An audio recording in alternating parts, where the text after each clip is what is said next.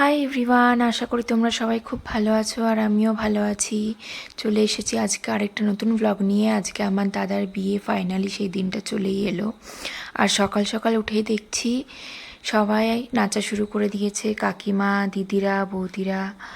তো আজকে আসলে বিয়ের দিন সকালে কোনো স্পেসিফিক্যালি কোনো রিচুয়ালস থাকে না, ওই জন্য সবাই ফ্রি, তো ওই জন্য সবাই সকাল সকাল উঠে আর কি নাচা শুরু করে দিয়েছে। আমি সকালে উঠেই দেখছি কি ব্যাপার, নাচের গান বাজছে কেন। তো দেখছি তারপরে সবাই নাচানাচি করছে। তো যাই হোক, আমি সেদিনকে সকালবেলায় উঠে তাড়াতাড়ি করে ফ্রেশ হয়ে স্নান করে নিয়েছিলাম, তারপরে একটু ঘুমিয়েও গেছিলাম, তার কারণ আমি এই দিনকে সকালে খুব তাড়াতাড়ি উঠে গেছিলাম। তারপর দুপুরে লাঞ্চ করে আর একটুখানি রেস্ট নিয়ে বরযাত্রীর জন্য রেডি হয়ে নিয়েছিলাম। আর যত আগে থেকে রেডি হওয়া শুরু হই না কেন, কোনো লাভ নেই, সেই লাস্ট মোমেন্টে গিয়ে তাড়াহুড়ো হবেই, কিচ্ছু করার নেই। তো এখানে আমরা সবাই এবার বরযাত্রীর জন্য রওনা দিচ্ছি। মা কাকিমারা কেউ না গেলেও আমরা সব বোনেরা আর দিদি বৌদিরা কিন্তু সবাই গেছিলাম। আর এই হচ্ছে আমার লুক দাদার বিয়ের দিনে। তো আমাকে কেমন লাগছে জানিও কিন্তু সবাই কমেন্ট করে। আর এখানে আমরা সবাই রেডি বরযাত্রী বেরোনোর জন্য। তো ওই দিক থেকে যে দেখতে পাচ্ছ আসছে, তার কারণ ওদিকে হচ্ছে দুর্গা মন্দির, কালী মন্দির আর শিব মন্দির আছে। তো বরযাত্রী বেরোনোর আগে বরকে আর কি মানে ঠাকুরকে প্রণাম করে তারপরে বেরোতে হয়, রওনা দিতে হয়। তো সেটাকে শুভ মানা হয়। আমাদের বাড়ির সামনেটা এইভাবে ডেকোরেট করা হয়েছিল, এটা কেমন হয়েছে জানিও সবাই। আর এখানে আমরা সবাই গাড়িতে উঠে গেছি, এবার আমরা রওনা দেব। তো এই গাড়িতে শুধু মহিলা মহল। তো এই গাড়িতে আমরা বসেছিলাম বড় বৌদি আর বড় বৌদির মেয়ে, আমার কাকার দুই মেয়ে আর আমার ছোট কাকার মেয়ে, তারপরে মেজো বৌদি, ছোট বৌদি আর আমার বরজেঠুতো দিদি। আমরা রওনা দিয়েছিলাম প্রায় ওই 9:30 নাগাদ।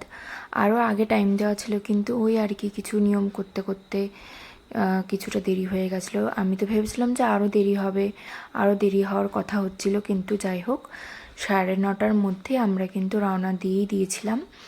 আর গাড়িতে ওঠার আগে সবাই বলছিল এই তো কাছেই, জাস্ট উঠবো আর নামবো, কিন্তু না, উঠেছি কিন্তু নামার আর সময় হচ্ছে না, সেই যাচ্ছি তো যাচ্ছি, যাচ্ছি তো যাচ্ছি। তো এখানে একটা কথা বলি, আমার মনে আছে যে ওই মন্দিরে প্রণাম করতে যাওয়ার কথাটা বললাম না, তো আমার ছোট কাকুর বরযাত্রী যাওয়ার সময় আমার মনে আছে যে রাস্তায় যতগুলো মন্দির পড়েছিল সবগুলোতে কিন্তু নেমে নেমে প্রণাম করেছিল আমার কাকু। আসলে নতুন জীবন শুরু করার আগে ভগবানের আশীর্বাদ তো বাঞ্ছনীয়, তো সেই জন্যই এইটাকে একেবারে মন থেকে মানা হয়।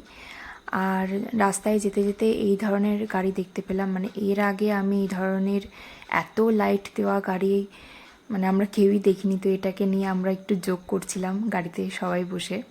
তারপর তো আমরা সেই গ্রামে পৌঁছে গেলাম। তারপরে এখানে সবাই বাজি পোড়াতেও শুরু করে দিয়েছে। আর আমরা গ্রামে ঢুকে ওখানে নেমে আমাদের আর কি প্রসেশনটা শুরু হলো। দেন পুরো গ্রাম আমাদের ঘোরার কথা ছিল, কিন্তু পুরো গ্রাম বৃষ্টির জন্য ঘুরতে পারিনি। যে এখানে দেখতে পাচ্ছ যে বৃষ্টি হচ্ছে। তো জাস্ট আমরা গাড়ি থেকে নেমে মানে বাড়ির কিছু দূর আগে নেমেছি, বৌদিদের বাড়ির কিছু দূর আগেই নেমেছি। নেমে এখানে আমরা এখন হেঁটে হেঁটে আর কি হালকা নাচতে নাচতে যাচ্ছি বাড়ি পর্যন্ত। না, বৃষ্টিটা খুব বাজেভাবে জ্বালিয়েছে। এই সময় বৃষ্টি পড়ছিল, মানে যতক্ষণ আমরা ভেতরে না ঢুকি ততক্ষণ ছিপছিপ করে পড়েই যাচ্ছিল। আর এখন বৌদিদের বাড়ির সামনে এসেও আমরা কিছুক্ষণ নাচ করেছিলাম। তারপরে বৃষ্টি পড়ছিল বলে আমাদের আরও কিছুক্ষণ নাচ করার কথা ছিল, কিন্তু তারপরে আমরা ভেতরে চলে গেছিলাম। ভেতরে গিয়ে যেহেতু রাত হয়ে গেছিলো, প্রায় 11:15 মতো বাজে তখন, তো সেই জন্য আমরা সবাই ডাইরেক্ট আগে খেতে বসে পড়েছি, তারপরে অন্য কিছু হবে আর কি। তো প্রথমেই আমাদের দিয়ে দিয়েছিল কোল্ড ড্রিঙ্কস আর টিফিন দিয়ে দিয়েছিল। তো টিফিন আর কিছুই কোনোটাই আমরা খাইনি, আমরা কোল্ড ড্রিঙ্কস খেলাম আর তারপরে একেবারে স্টার্টার দিয়ে শুরু করে একেবারে মেন কোর্সে চলে গেছি। আর খাবারগুলো কিন্তু খুবই ভালো ছিল আর একদম ঠিকঠাক ছিল। তখন ছিল খুব ভ্যাপসা একটা গরম, তো খাবার নষ্ট হয়ে যাওয়ার সম্ভাবনা অনেকটাই বেশি ছিল, কিন্তু খাবার কিন্তু সব ঠিকঠাকই ছিল। এখন হবে দাদা বৌদি শুভদৃষ্টি আর মালা বদল। তো এখানে দাদা তো খুবই নার্ভাস হয়ে গেছে আর কি, রীতিমতো কাঁপছিল। দেখো কি সুইট একটা মোমেন্ট, দাদা বৌদির জন্য হাত বাড়িয়ে দিল, বৌদিকে হেল্প করছে স্টেজে ওঠার জন্য। কি সুইট একটা মোমেন্ট।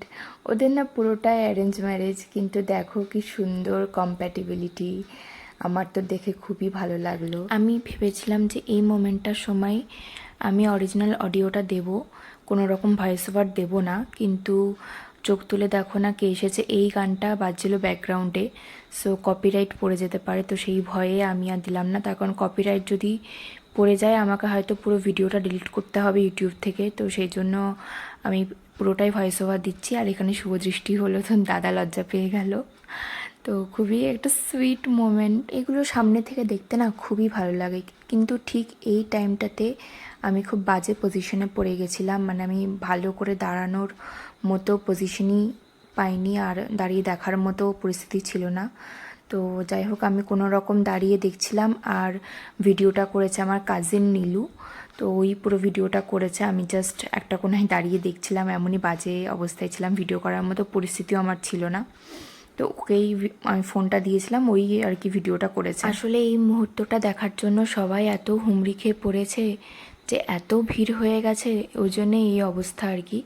তারপরে শুভদৃষ্টি হওয়ার পর এখানে দাদাকে বৌদি বরণ করে নিচ্ছে। এরপর হবে মালা বদল, তারপর বিয়েতে বসবে। তারপর সারা রাত ধরে বিয়ে হবে, ভোরের দিকে হয়তো বিয়েটা শেষ হবে, আর সকালে হবে বিদায়। তো এই ছিল বিয়ের দিনের ভ্লগ। কেমন লাগলো অবশ্যই জানিও, কিন্তু কমেন্টে ভালো লাগলে একটা লাইক করে দিও, শেয়ার করে দিও, আর আমার চ্যানেলটা সাবস্ক্রাইব করে দিও প্লিজ। দেখা হচ্ছে পরের একটা ভিডিওতে, খুব তাড়াতাড়ি আসছে ভিডিও। সবাই সুস্থ থেকো, ভালো থেকো, টাটা।